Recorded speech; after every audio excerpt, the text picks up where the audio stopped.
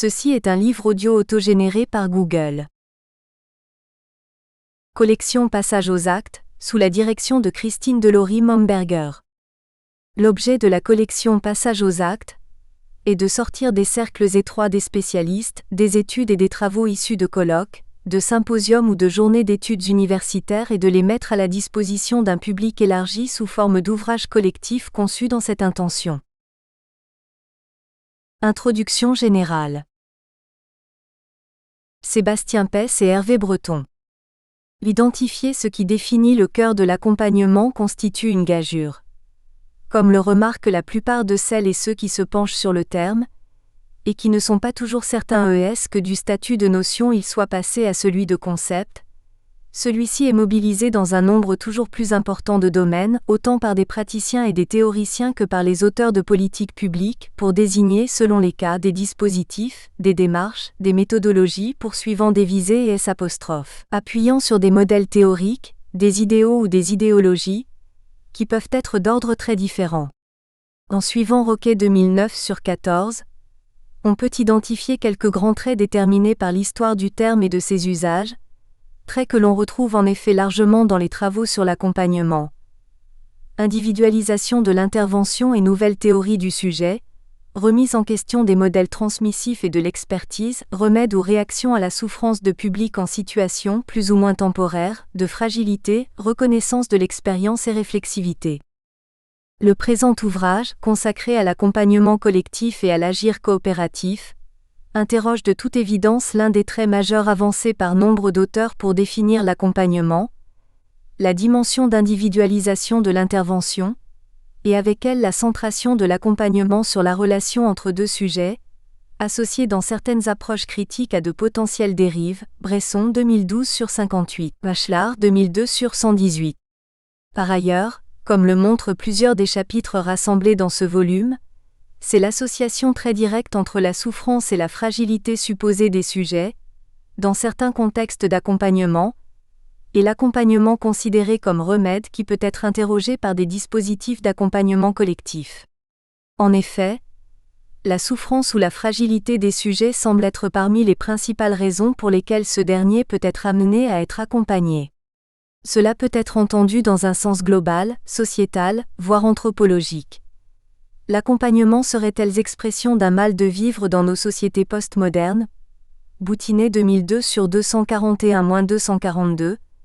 Ou au sens de difficultés individuelles, le chômeur que l'on accompagne vers l'emploi, l'élève en difficulté, le patient dépendant, entendu comme passagère que l'accompagnement doit permettre de dépasser. Or l'une des visées, et non un effet garanti, de la faveur accordée au dispositif d'accompagnement collectif et à la coopération, plus généralement à des formes d'accompagnement pariant sur des médiations, est de penser la source de l'accompagnement moins dans des situations de souffrance que dans des situations de crise, entendues comme des événements heuristiques, leviers d'une mise en mouvement, d'un engagement dans la réflexivité puis dans l'action, et plus comme imposition au groupe considéré d'une position dépressive, au sens de Louraud, 1970. Dans cet esprit, l'accompagnement collectif, dont des formes d'expression apparaissent dans les modèles de développement communautaire au Québec ou dans ceux de la santé collective au Brésil, est largement associé, et c'est bien notre préoccupation ici, au développement du pouvoir des acteurs. L'accompagnement collectif. L'accompagnement collectif peut être considéré d'abord comme une bizarrerie, une manière de sortir des sentiers battus. Il faut ajouter l'adjectif parce que l'accompagnement est par défaut individuel, et suppose essentiellement une relation interindividuelle, c'est un individu qui en accompagne un autre.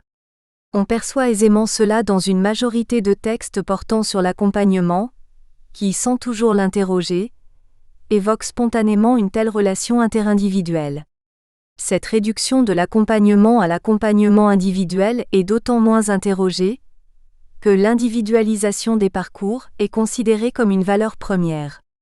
Accompagner un collectif, ce serait priver l'individu de quelque chose, le léser. On peut renverser cette logique en suggérant que l'arracher aux liens de la communauté, aux ressources que constitue, précisément en termes d'accompagnement, la société dans laquelle il évolue, constitue potentiellement une forme de privation, de perte imposée par la logique d'individualisation. Dans certains cas cependant, si l'accompagnement est individuel, on reconnaît qu'il s'agit d'accompagner individuellement des sujets dont on reconnaît l'inscription sociale. Ce n'est donc plus la personne isolée que l'on accompagne mais la personne en relation, appréhendée comme une unité, tissée avec un environnement familial, social, professionnel, culturel. Paul 2010/25. Cela ne signifie pas, loin de là, que l'accompagnement collectif serait inexistant. Il existe, il est commenté, des dispositifs le favorisent et des auteurs le défendent. Arduano 2000/7 évoque déjà cette option. Il y aura donc des accompagnements de groupe, d'équipe, psychologie sociale et psychosociologie, sciences de l'organisation, comme des accompagnements plus individualisés et personnalisés, soins, psychothérapie, éducation. Notons que l'on peut envisager, lorsque l'on parle d'accompagnement collectif, diverses modalités. L'accompagnement d'un collectif, de bénéficiaires d'un service social ou d'étudiants, des membres d'une équipe éducative, par un individu. L'accompagnement d'un collectif par un collectif. L'accompagnement d'un individu par un collectif, dans le cadre par exemple d'un partenariat interinstitutionnel. Cette dernière configuration n'est pas la première qui vient à l'esprit lorsque l'on évoque l'accompagnement collectif. Pourtant, c'est à celle-ci que pensent d'emblée un certain nombre de professionnels pour qui l'individualisation de l'accompagnement reste essentielle, mais qui considèrent qu'il y a un enjeu majeur à associer divers professionnels, et avec eux divers services ou institutions, cet accompagnement partenarial conditionnant la prise en charge de situations complexes, reconnaissant des formes d'intersectionnalité. Dans d'autres cas, l'accompagnement du sujet par un collectif, par exemple les membres d'une même équipe, peut être considéré comme un gage de cohérence de l'intervention. Les deux premières configurations sont plus caractéristiques de ce que l'on nomme les interventions socio-cliniques, entendues dans l'acception très large qu'en propose Monceau, et que l'on peut considérer comme partiellement synonyme de l'expression accompagnement collectif, si l'on fait fi des déterminants épistémologiques, théoriques, méthodologiques qui en font l'identité. Ce sont des groupes qui sont accompagnés, soit par un intervenant soit par deux intervenants ou plus, comme c'est le cas dans la tradition du staff tournant, Monceau 2003/19. L'agir coopératif. C'est par ailleurs, et plus précisément au regard d'un agir, envisagé comme coopératif, que le présent ouvrage propose de penser l'accompagnement. L'agir peut d'abord être entendu comme synonyme d'activité, et envisagé au regard de ses dimensions signifiantes, le distinguant du comportement voire de la pratique. Ainsi l'activité est une totalité dynamique intégrant des composantes internes, cognitives, intentionnelles, émotionnelles, mémorielles et perceptives, et externes, contexte d'action, Ria et al., 2006. Dans le même esprit, Schurman 2001/157 interroge l'articulation entre l'activité et ce qui la sous-tend, ce qui lie l'agir et la source de l'agir. Ainsi, l'agir n'existe que dans les processus interprétatifs, Broncard 2001/142. Durand et al., 2006/62, propose une autre distinction entre activité comme flux, continuité, et action, comme moment se détachant de ce flux, là encore au regard de signification, et dont il est possible pour cette raison de rendre compte comme d'une entité autonome. Sur un autre plan, Schütz, 1951-1998/53, distingue l'acte comme résultat d'un processus d'action, comme action accomplie. Agir, c'est délibérer pour mettre en sens et en cohérence l'action à venir, au fil d'interaction entre agents. Ce n'est pas avant tout mobiliser des significations déjà là, mais c'est en produire, les négocier, produire des appréciations, au sens de Vickers, 2010. C'est par ailleurs s'engager, initier l'action au sens de Arendt. Agir au sens le plus général signifie prendre une initiative, entreprendre, mettre en mouvement. Arendt, 1958-1961/233. L'agir, en ce qu'il suppose une intention, implique l'expression d'un désir. En ce qu'il engage des formes d'appréciation, il invite à l'engagement d'une communauté. Finalement, il ne se réduit pas à un ensemble de mouvements, il est geste et non gesticulation. Lorsque nous parlons ici de dispositifs qui offrent des médiations, nous pensons bien aux médiations que représentent les systèmes de signification mobilisés par les acteurs, indispensables pour penser les dispositifs sans tomber dans le dispositivisme. Laureau, 1997/27. On peut voir dans cette articulation une émergence, une initiation portée par la volonté d'un collectif, et l'activité sémiotique qui sous-tend cette invention, les caractères de l'agir coopératif qui soutiennent le développement du pouvoir des acteurs dans des dispositifs d'accompagnement collectif. L'existence d'un collectif, du côté des accompagnateurs et ou des sujets accompagnés, ne garantit en rien que l'accompagnement échappera à certaines des dérives que peut provoquer, sans pour autant qu'il y ait là une fatalité, la survalorisation de l'individualisation. En revanche, l'entrée dans des dispositifs, nous insistons sur leur importance, opérant comme des médiations, fondées sur la pleine reconnaissance du rôle de l'agir dans la transformation des personnes et des organisations, et animées selon des dynamiques de coopération, entendues au sens fort, offrent sinon des garanties, des leviers qui peuvent permettre d'échapper à certaines de ces dérives. Penser l'agir comme coopératif est un moyen de renforcer les effets bénéfiques potentiels de dispositifs d'accompagnement fondés sur l'agir des sujets accompagnés. Il nous faut, pour définir d'abord rapidement la coopération, nous positionner relativement à un débat récurrent sur la hiérarchie entre coordination, collaboration et coopération. Jor et ses collaborateurs, 2015/4, reviennent sur diverses tentatives de définition. Les auteurs rappellent une hiérarchisation souvent admise selon laquelle la collaboration constitue une forme d'agir collectif plus riche que la coopération. Mais note aussi que cette hiérarchie est parfois inversée. Ces auteurs proposent dans un schéma inspiré de Marcel et al. 2007, la hiérarchisation suivante. La coordination suppose un ordonnancement des actions, selon une adaptation réciproque des acteurs et de leurs actions à celles des autres. La collaboration relève d'une interdépendance des espaces de travail, des temps de travail et des ressources. La coopération, finalement, renvoie à la nécessité d'un agir ensemble, par un ajustement des activités en situation.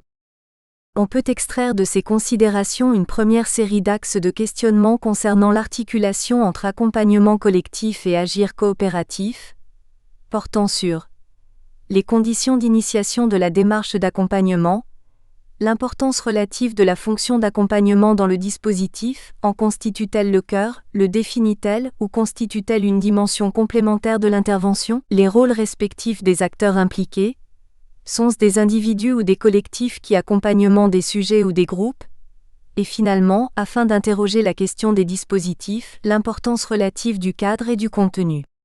Les membres du département de sciences de l'éducation et de la formation de l'Université de Tours utilisent souvent, pour décrire l'accompagnement, l'expression suivante, attribuée à Gaston Pinault, haut sur le cadre, bas sur le contenu. C'est une manière de suggérer que dans l'accompagnement l'intervenant, s'il apporte peu de contenu, par exemple proposant moins d'apports de cours, dans le cas de l'accompagnement d'étudiants à l'université, investit beaucoup d'énergie dans l'animation du cadre de l'action, en termes d'espace et de temporalité, de situation et de mode d'interaction, de support, etc. Il ne s'agit pas ici d'imposer cette vue, mais de suggérer quelques questions relatives à ces deux notions. Qu'est-ce qui dans l'action fait cadre, espace, temporalité, fréquence des rencontres, amplitude de l'action, règles d'interaction, méthode d'organisation, production des traces? Qu'est-ce qui fait contenu, apport, lecture, référence commune, contenu produit antérieurement à l'action ou en cours d'action? Quel est le pouvoir respectif des acteurs, accompagnateurs et accompagnés, sur l'un et sur l'autre? Qui produit le cadre? Qui est légitime à le négocier et à l'aménager? Qui est potentiellement auteur des contenus? Ceux-ci sont-ils prévus en amont de l'action, improvisés pendant? Finalement, qu'est-ce qui fait dispositif et qu'est-ce qui occupe ou remplit ce dispositif? Qu'est-ce qui fait médiation entre les sujets? Il ne s'agit d'évidence pas pour les coordinateurs de cet ouvrage de répondre à ces questions, mais de les suggérer comme axe possible de lecture des chapitres de ce volume. Plan de l'ouvrage. Le présent ouvrage est le fruit, comme celui publié parallèlement dans cette même collection sous le titre Éthique et paradoxes de l'accompagnement en santé, travail social et formation, du colloque international Éthique de l'accompagnement et agir coopératif, organisé à l'Université de Tours en mai 2016 par l'équipe de recherche Éducation, éthique, santé. C'est donc plus particulièrement la seconde partie de ce titre que les chapitres rassemblés ici permettent de mettre en perspective. Si chacun des textes publiés ici a fait l'objet d'une première version au moment de ce colloque, nous avons choisi avec les auteurs d'envisager leur réécriture au regard de certains éléments de problématique, autour desquels nous voulions engager une réflexion commune, et dont certains sont résumés dans cette introduction. Ces 13 textes partagent ainsi un certain nombre de traits, dont le principal, celui qui a guidé leur rédaction pour cet ouvrage, est d'entrer systématiquement par des dispositifs d'accompagnement, des expériences vécues, et plus précisément dans tous les cas conçus et mis en œuvre par les auteurs ou les équipes auxquelles ils et elles appartiennent, dans des contextes d'éducation, de formation et d'intervention dans certains cas pour cette dernière catégorie sur le terrain sanitaire et social. Un enjeu majeur de cette démarche est de favoriser l'émergence de principes et de définitions relatifs à l'accompagnement, qui s'ancrent dans la réalité des expériences de terrain. Un autre enjeu est de définir, au regard de ces expériences, des modalités d'expression possibles, très variées, des logiques d'accompagnement collectif, plutôt que de chercher à construire une définition qui se voudrait transversale, englobant. Chaque auteur ou collectif d'auteurs répond ainsi à la question : qu'est-ce que l'accompagnement collectif pour moi, pour nous ? La première des 4 parties de l'ouvrage rassemble des textes dont le point commun est de traiter de dispositifs d'accompagnement, mis en œuvre dans des contextes de formation. Hugues Pinte-Couteau décrit ainsi la démarche développée dans le cadre d'une formation universitaire de formateurs d'adultes par alternance, et met en perspective les enjeux de l'agir et de l'accompagnement collectif au regard des modes d'intervention collective des accompagnateurs. Sébastien Baeta évoque pour sa part les gestes d'accompagnement, mis en œuvre auprès de groupes engagés dans une formation en français langue seconde. Fabienne Quoch, Catherine Guillaumin, Sylvie Lenire, Jean-François Marambeau, Samuel Renier et Emmanuel Ruche décrivent l'expérience au fil de laquelle ils ont inventé ensemble, dans le cadre d'un partenariat interinstitutionnel et interdisciplinaire, un dispositif d'accompagnement collectif de l'activité de recherche d'étudiants cadres infirmiers.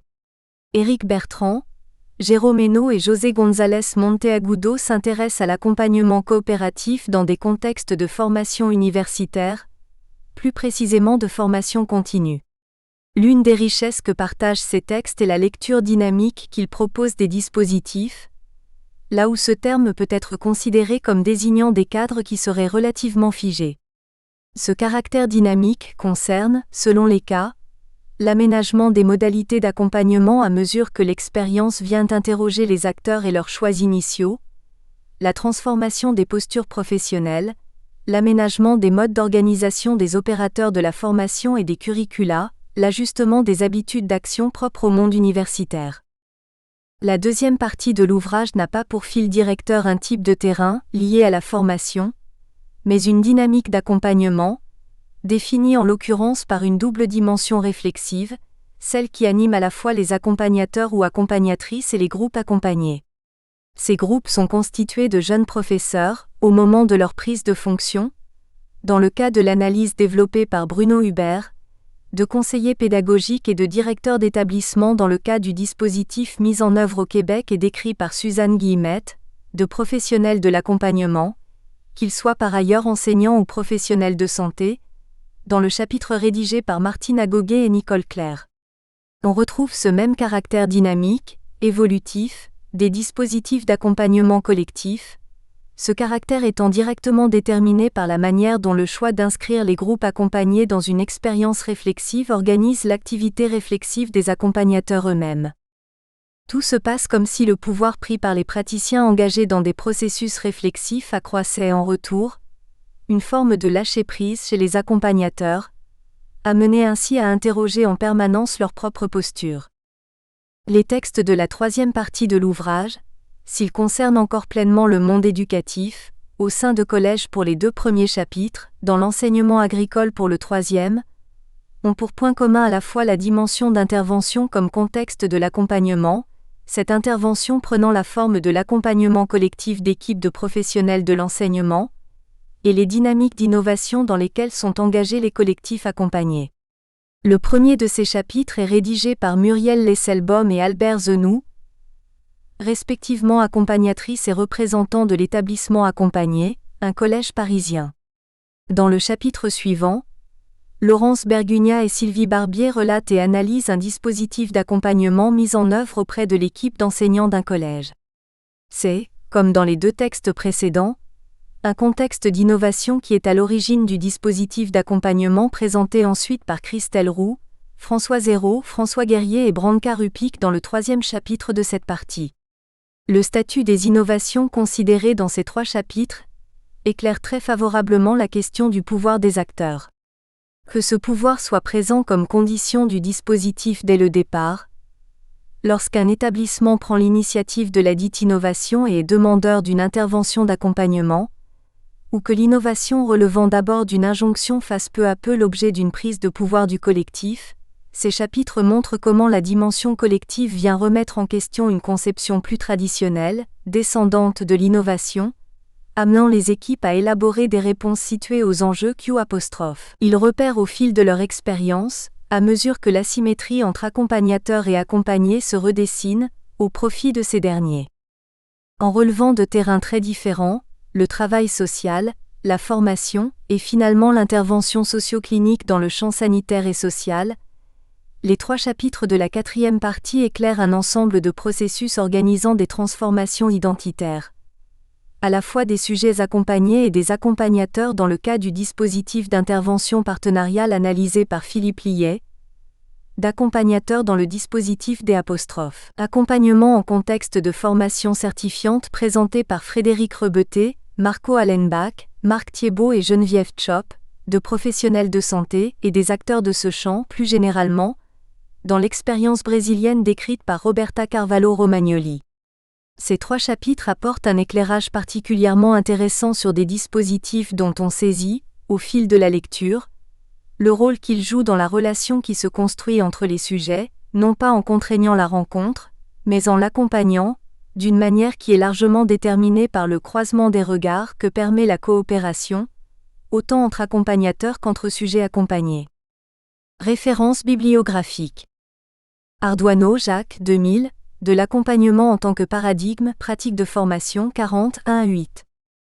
Arendt, Anna, 1958-1961, Conditions de l'homme moderne, Paris, Kalman-Levy, RE accent aigu D.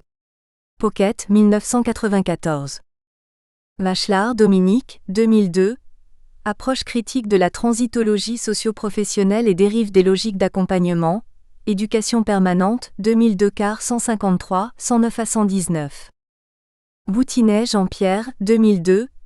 Questionnement anthropologique autour de l'accompagnement, Éducation permanente, 2002 car 153, 241 à 250. Bresson, Maryse, 2012. La psychologisation de l'intervention sociale, paradoxes et enjeux, Information sociale 2012 sur 1 169, 68 à 75. Broncard, Jean-Paul, 2001, S'entendre pour agir et agir pour s'entendre, in J. M. Baudouin et J. Friedrich Dir, Théorie de l'action et éducation, Bruxelles, de Bock, page 133 à 154. Durand, Marc Sori, Jacques et Sèvres, Carole, 2006, Apprentissage et configuration d'activité, une dynamique ouverte des rapports sujets-environnement, in J. M. Barbier et M. Durand, Dir, Sujet-activité, environnement, Paris PUF, page 61 à 83. FERNAGUOUDET, Solveig 2014, Agir collectif et environnement capacitant, Éducation permanente, 2014 sur 1, HS AFPA, 1-16. Genre, Françoise Penn, Brigitte, Relier, Jocelyn et Robert, Sophie, 2015. Choix et effet d'une recherche autour de mémoire professionnalisant, entre collaboration et coopération, Biennale internationale de l'éducation, de la formation et des pratiques professionnelles, Paris, juin 2015 en ligne, https://al-ouverte.fr/al-0118663 document crochet fermant. Loureau, René, 1970, L'analyse institutionnelle, Paris, minuit. Loureau, René, 1997, La clé des champs, Paris, Anthropos. Marcel, Jean-François, Duprier, Vincent et Périssé-Bagnou, Daniel, Introduction. Le métier d'enseignant en nouvelles pratiques, nouvelles recherches, in JF Marcel, V. Duprier et des Périssé-Bagnou, Dire, Coordonner, collaborer, coopérer, Bruxelles, de Bock, page 7 à 17. Monceau, Gilles, 2003, Pratique socio-analytique et socio-clinique institutionnelle, L'homme et la société, 2003 sur 1 147, 11 à 33. Paul, Maëla, 2010, L'accompagnement, un enjeu sociopolitique pour les territoires et les politiques éducatives. Cahier de l'action 2010 car 30, 25 à 33. Paul Maella 2015, L'accompagnement, de la notion au concept, Éducation permanente 2015 quart 205, 21-29. Ria, Luc Leblanc, Serge Serre, Guillaume et Durand, Marc 2006, Recherche et formation en analyse de pratique. Un exemple d'articulation, Recherche et formation 51, 43-56. Roquet Pascal 2009, L'émergence de l'accompagnement, Recherche et formation 62, 13-24. Schurman Marie-Noël, 2001, La construction sociale de la connaissance comme action, J. M. Baudouin et J. Friedrich Dir, Théorie de l'action et éducation, Bruxelles de Bock, pages 157 à 177. Schütz, Alfred, 1951-1998, Choisir parmi des projets d'action, Ina Schütz, Dir, Éléments de sociologie phénoménologique, Paris L'Harmattan, pages 53 à 88. Vickers, Geoffrey, 2010, Insight into Appreciation and Learning Systems, INSEE Blackmore, Dir. Social Learning Systems and Communities of Practice, New York Springer, page 17 à 34. Première partie, démarche d'accompagnement en formation. Agir collectivement pour mieux accompagner. Présentation d'une démarche de régulation développée en formation de formateurs d'adultes par alternance. Hugues Pinte-Couteau. Dans un article de synthèse publié dans la revue Savoir, Maella Paul écrit que l'accompagnement est un terme irritant car il apparaît comme étant un véritable fourre-tout. Paul 2009b. Outre la pluralité de définitions dont il est l'objet, le terme accompagnement décrit une diversité d'usages, Paul 2009b et 2016, dont certains peuvent être parfois éloignés d'une visée émancipatrice, Paul 2016 sur 30-31. Lorsque cette visée est maintenue, l'ingénierie de l'accompagnement offre un véritable enjeu formatif permettant d'envisager le développement durable du sujet, Poulain 2015. Au service de l'apprenant, en développant une acquisition de compétences, générales ou spécifiques à un domaine particulier, cette ingénierie devient un espace de création, Clénet 2013, pouvant être modulé et adapté afin de correspondre au mieux aux besoins de formation, d'acquisition de compétences nouvelles et de reconnaissance sociale des stagiaires. Ce texte propose une lecture critique de l'expérimentation d'un accompagnement polymorphe développé dans des formations de formateurs d'adultes, organisées en alternance à l'Université Rennes 2. La question de l'ajustement de l'accompagnement collectif des stagiaires par l'ensemble de l'équipe pédagogique se pose de manière plus forte dans ces dispositifs par rapport à des formations sans alternance, car les lieux d'apprentissage étant multiples, il est nécessaire de permettre aux différents acteurs de la formation, tuteurs professionnels, stagiaires, intervenants professionnels et universitaires, de pouvoir travailler en synergie. Ce qui est interrogé ici, c'est la régulation d'une démarche formative collective pour ajuster des formes d'accompagnement en fonction des besoins exprimés par les adultes en formation. Dans une première partie sont présentées la structure de ces formations ainsi que les principes formatifs et organisationnels partagés par les différents acteurs, une culture commune, une éthique et des valeurs collectives. Dans une seconde partie, ce sont les apports et les limites de cette organisation qui seront questionnés à partir d'une démarche de recherche-action-formation, Gaulier et Pes 2015 qui nous a conduit à créer un outil de régulation. Les données recueillies permettent, à partir des réponses produites par les stagiaires, d'adapter le suivi de la formation en proposant des formes d'accompagnement spécifiques. Agir collectivement pour mieux accompagner. L'ingénierie de formation qui est développée dans ces formations de formateurs en alternance s'appuie sur 4 principes. Une évaluation de formation progressive et continue, une alternance intégrative, une démarche formative collectivement partagée et la mise en place d'un accompagnement adapté aux différentes situations rencontrées. Une évaluation de formation, progressive et continue. Le sens commun du terme formation est polysémie. Quand nous l'employons ici, c'est en considérant qu'il s'agit à la fois d'un processus et d'un dispositif. La formation est un processus car elle se déroule dans une temporalité définie par un projet, comprenant lui-même différentes étapes. Elle est également un dispositif car elle dispose d'une capacité d'auto-organisation régulatrice, Albero 2010, questionnant et arbitrant les évolutions en termes de qualité et d'efficacité, Robitaille 2007. Souvent utilisée comme synonyme de formation, le concept de dispositif permet d'insister sur la réalité complexe d'une organisation qui, pour évoluer et s'adapter à une demande de formation en constante évolution, doit chercher à mettre en adéquation des formes d'intervention prévues par les concepteurs avec les comportements effectifs des publics destinataires. Albero 2010/48. En pratique, une organisation comme celle-ci se rapproche fortement des ingénieries d'évaluation et d'amélioration progressive proposées en démarche qualité, Brémaud et Pintecouteau 2011.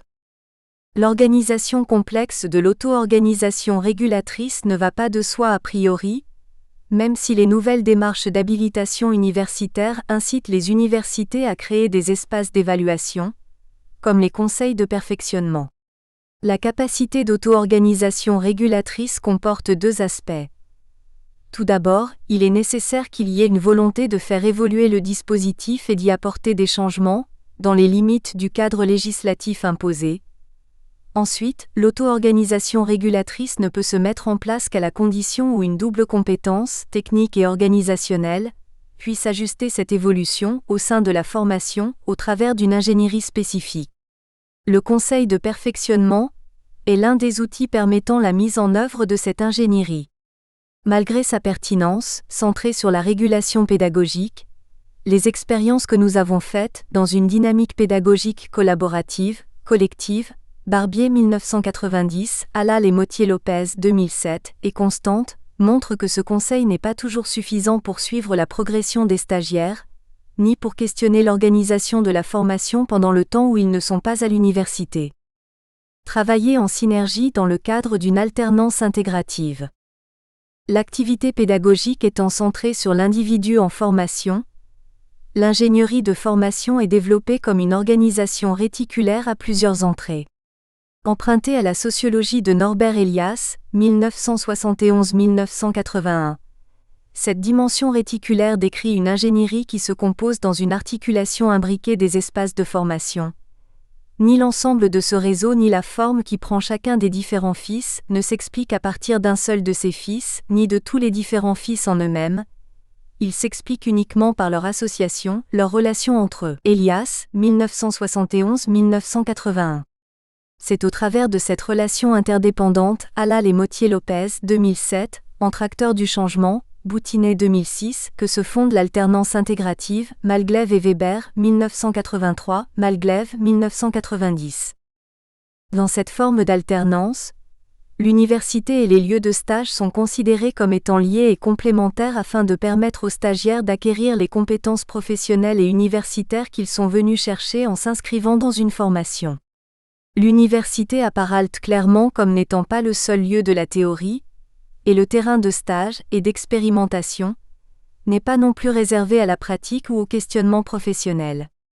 Les acteurs des différents lieux doivent pouvoir travailler en synergie, ce qui nécessite une animation spécifique ainsi que le développement d'une activité de régulation, Robitaille 2007.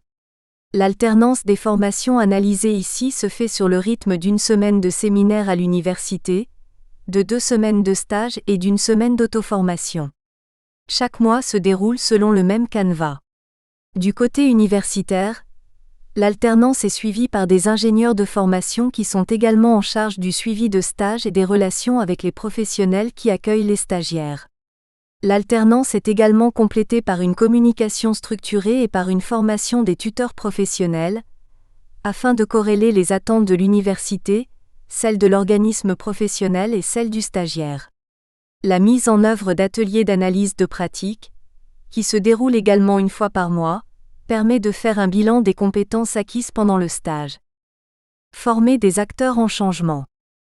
La formation est un espace-temps qui favorise les apprentissages transformateurs Barbier, 1990, durant lesquels les stagiaires sont amenés à changer, Youren 2015. Ce voyage à la rencontre de soi, Hainaut 2017/149, conduit à une évolution professionnelle pouvant également avoir des conséquences sur la vie privée. L'observation des parcours de transformation de soi, liant transformation de soi et développement de l'autonomie, Hainaut 2017/149, dévoile une grande diversité dans l'accès à la formation ainsi que dans les dispositions de chacun à répondre aux objectifs de formation visés. Chaque forme d'engagement des stagiaires, Kaddouri 2011, est toujours le produit d'une histoire personnelle en remaillage, Boutinet 2006. Ce qui rend nécessaire, d'un point de vue pédagogique, mais les conditions ne le permettent pas toujours, d'envisager l'accompagnement comme pouvant être adapté à chaque individu, en fonction de ce qu'il vit dans et en dehors de la formation, de manière que la formation puisse apparaître comme étant une expérience positive. L'une des finalités de ces formations de formateurs par alternance est de former des praticiens-chercheurs réflexifs, Schoen, 1994, en s'appuyant sur 3 principes de formation qui conditionnent la posture interdépendante, Robitaille 2007, des intervenants et des stagiaires, considérés comme étant acteurs de leur formation. Le premier principe consiste à poser que les stagiaires ont des savoirs repérés et d'autres qui sont encore tacites, Schütz, 1971-1987. Pour identifier ces savoirs tacites, les stagiaires sont invités à faire part de leur expérience, de manière que puissent être identifiées des compétences déjà acquises ou en cours d'acquisition durant le processus de formation. Le deuxième principe est que la réflexivité est abordée au travers de l'explicitation, Vermeersch, 1996, afin de permettre aux stagiaires de prendre conscience de la partie inconsciente de leurs actions. Enfin, le troisième principe considère que les stagiaires sont des acteurs en changement, Barbier 1990, qui modifient, modèlent et adaptent leur posture et leur identité professionnelle dans ce que Courtois et Pinault 1991 appellent une rupture de conviction. Pour rendre les stagiaires acteurs de ce dispositif formatif, les apprentissages collectifs et les démarches de travail conjoint, comme les études de cas et les mises en situation, sont privilégiés en valorisant les approches de remédiation et la construction de savoir en situation. Ces formations d'adultes s'appuient sur une pédagogie dialogique, Galvani, 2006 et collaborative, Allal et Mottier-Lopez, 2007, utilisant les principes de la conversation réflexive, Schoen, 1994, ce qui nécessite de porter une attention particulière aux relations entre les membres du groupe en formation, d'organiser des temps d'échanges permettant de recueillir les représentations, positives ou négatives, des stagiaires sur le déroulement de la formation, et de mettre en évidence des modalités favorisant la régulation. Le résultat attendu est que puisse se développer ce que Leroux et al. 2001, cité par l'Herbe Sereni 2015, appellent des interactions régulatrices. Agir collectif versus accompagnement collectif.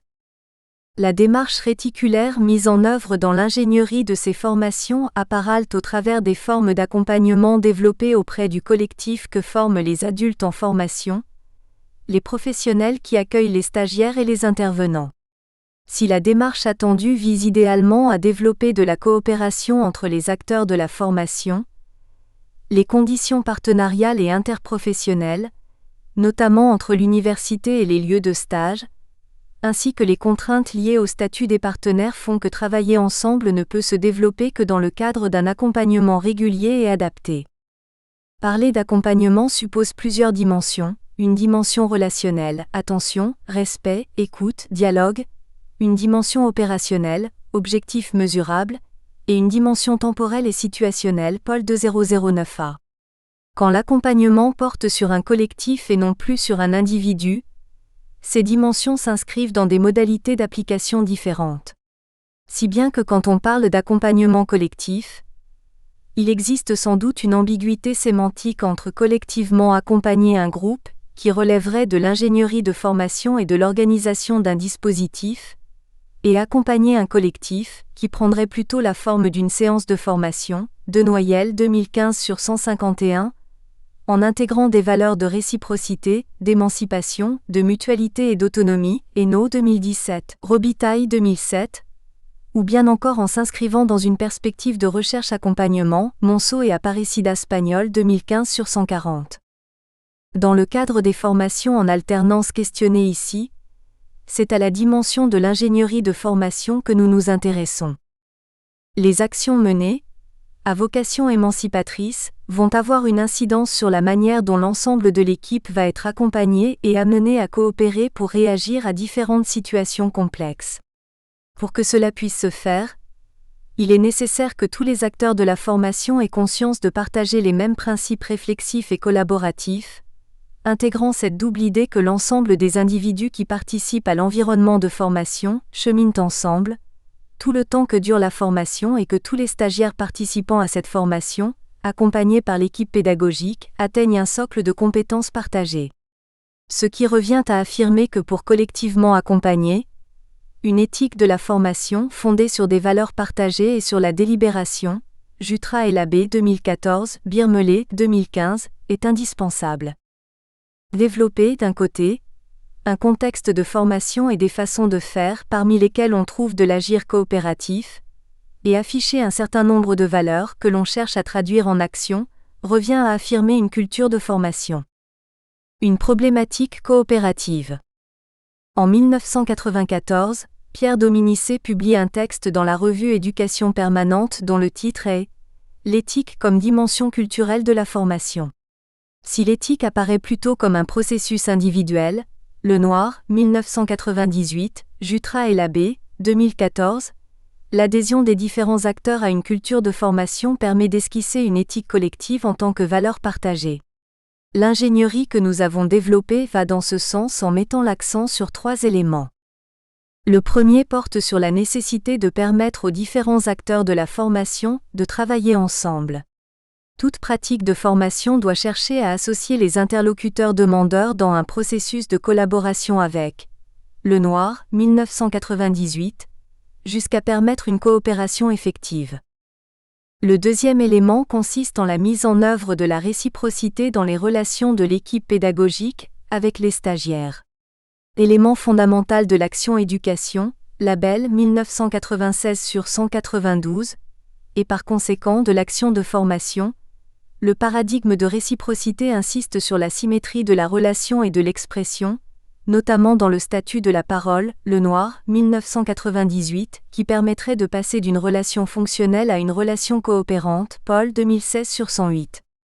Afin de distinguer un processus éducatif d'une démarche de formation, il semble plus adéquat de parler de mutualité, construite à partir de l'attention conjointe, Gaulier et Pes 2015/124, que de réciprocité.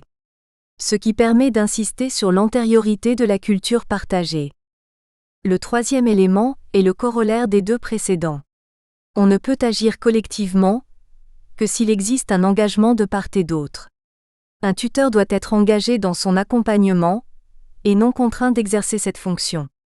Il en est de même pour les autres intervenants, universitaires ou professionnels, ainsi que pour les stagiaires. Martine Beauvais-Azzaro 2014 souligne que responsabilité s'associe à engagement.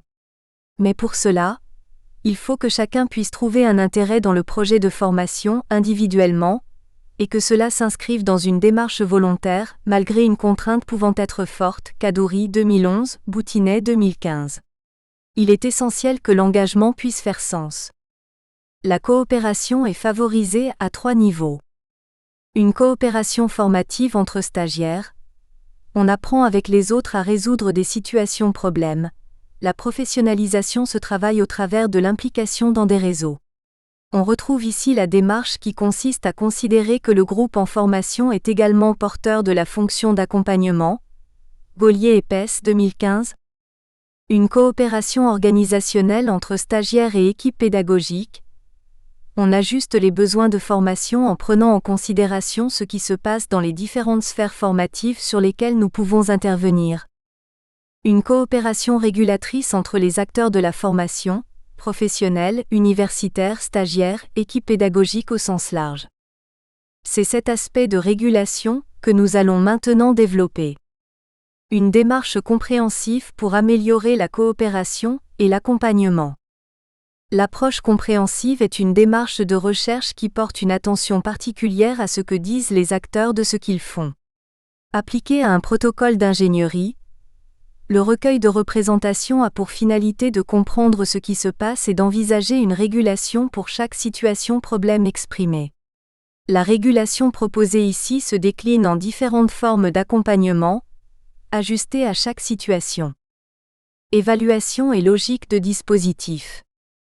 Comprendre ce que vivent les stagiaires en formation revient à mener une évaluation de dispositif, qui est ici organisée, instituée, Barbier 1990, est complètement intégré au déroulement de la formation. Dans la grille de lecture qu'il propose du processus d'évaluation, Barbier présente 4 grands ensembles, Barbier 1990/70, qui ne sont ni plus ni moins des démarches techniques reflétant chacune un degré d'implication différent. Le recueil de données, l'observation in situ, le questionnement ou la sollicitation d'informations sur la réalité évaluée et l'expérimentation. Nous pouvons ajouter que ces instruments, tels que Barbier les nomme, peuvent faire l'objet d'une combinaison évaluative. Dans notre protocole, le recueil de données est la démarche principale, complétée par une observation in situ, par un questionnement, ainsi que par une expérimentation. Quoi qu'il en soit, l'évaluation intégrée, les différents points à évaluer ayant été définis par l'ensemble de l'équipe lors d'un conseil de perfectionnement, avant d'être testés et validés par un groupe de stagiaires, se poursuit avec le traitement des résultats, discutés collectivement dans le but de proposer des modalités d'intervention adéquates. Les données recueillies auprès des stagiaires permettent d'identifier 2 niveaux d'intervention. À court terme, il s'agit de comprendre ce que vit un stagiaire en formation. À moyen terme, il s'agit d'analyser ce qui s'est passé à l'échelle de la formation, afin d'envisager une amélioration du dispositif de formation et par hypothèse, d'évaluer a posteriori la professionnalisation progressive des stagiaires en formation. Si l'évaluation présente un aspect technique, Jean-Marie Barbier ajoute qu'il s'agit également d'une pratique sociale. Par conséquent, n'étant réductible ni à un aspect technique ni social, la démarche d'évaluation combine ces 2 dimensions dans un processus de transformation aboutissant à un produit déterminé et impliquant des agents sociaux concrets entretenant entre eux des rapports spécifiques. Barbier 1990/12. Ancré dans la culture de la formation et dans les valeurs éthiques partagées par les intervenants, il est essentiel de prendre en considération cet invariant anthropologique, Paul 2015/25, trop souvent oublié de notre point de vue, afin d'intervenir dans les parcours individuels de formation en tenant compte des particularités de chacun. Création d'un indice de vécu en formation, IVF. L'indice de vécu en formation est un outil qui complète le dispositif de suivi et les démarches déjà mises en place. Si le conseil de perfectionnement a pour finalité d'évaluer la formation, nécessaire à l'évaluation progressive du dispositif de formation, il est également un lieu d'échange sur la manière dont les stagiaires vivent la formation. Cependant, le fait que ce conseil ne se réunisse que 2 fois par an et sans la présence de l'ensemble des stagiaires limite les actions de régulation individuelle à l'attention de ces derniers. En plus de ce conseil, des bilans pédagogiques mensuels sont réalisés, mais ceux-ci, pour des raisons de temps et de disponibilité, ne mobilisent que l'équipe pédagogique. Par ailleurs, les stagiaires peuvent solliciter de manière individuelle ou plus rarement collective des intervenants. Mais ce sont là des informations qui apparaissent uniquement à l'initiative des stagiaires.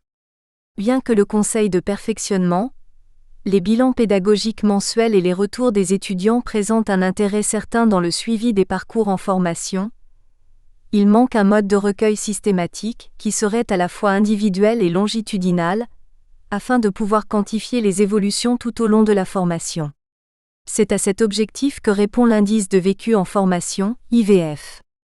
L'IVF est un questionnaire diffusé en ligne, qui est renseigné chaque mois par les stagiaires. Les réponses obtenues remplissent une base de données qui est enrichie, progressivement, tout au long de l'année, et qui permet d'identifier les changements de représentation pour chaque item. Le travail sur la structuration du questionnaire est issu d'une réflexion collective, en conseil de perfectionnement.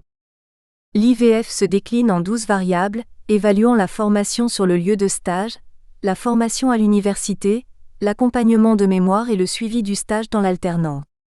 Il permet également aux stagiaires de s'exprimer plus librement ou d'alerter sur un point particulier, par exemple, une situation personnelle difficile pouvant avoir des incidences sur le bon déroulement de la formation.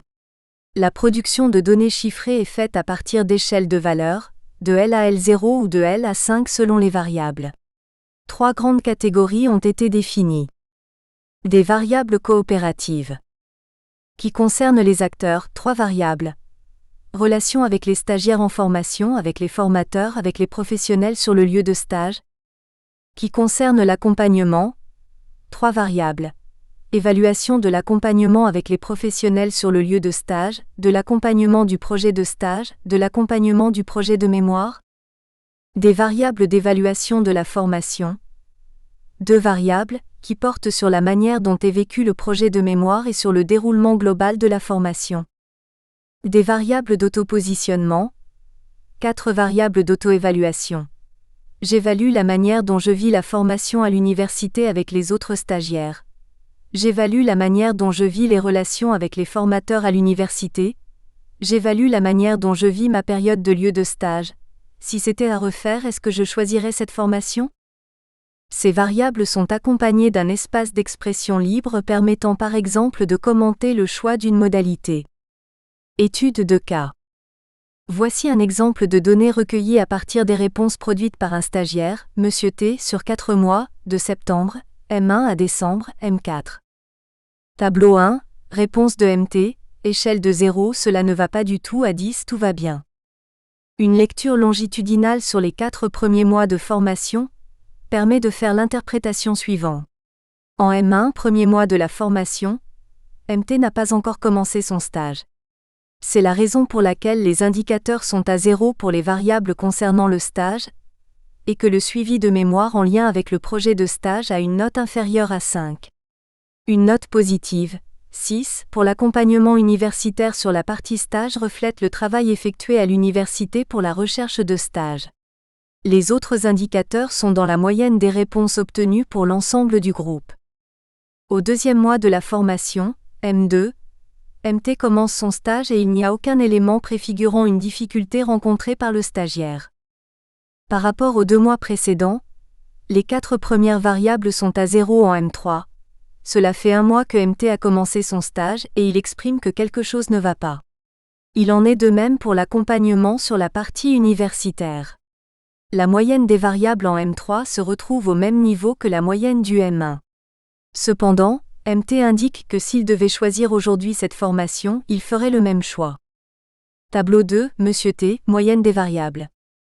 À l'issue de ces résultats, différents modes d'intervention sont mis en place. Tout d'abord, la responsable des stages fait un bilan individuel. Au cours de l'entretien, MT dit ne pas savoir comment s'y prendre pour développer son projet de stage.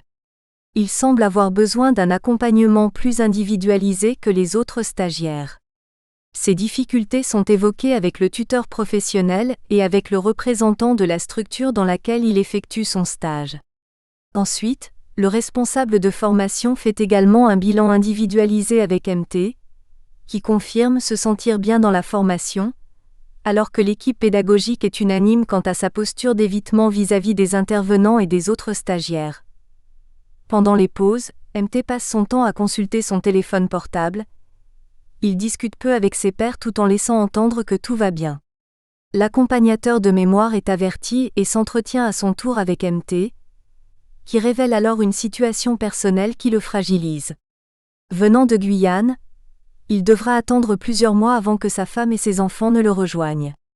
Il dit se sentir isolé et ne pas savoir comment faire, d'une part, pour nouer de nouvelles relations avec les autres stagiaires et d'autre part, pour comprendre les attentes, autant dans les actions à développer sur le lieu de stage que pour produire les différents travaux universitaires demandés.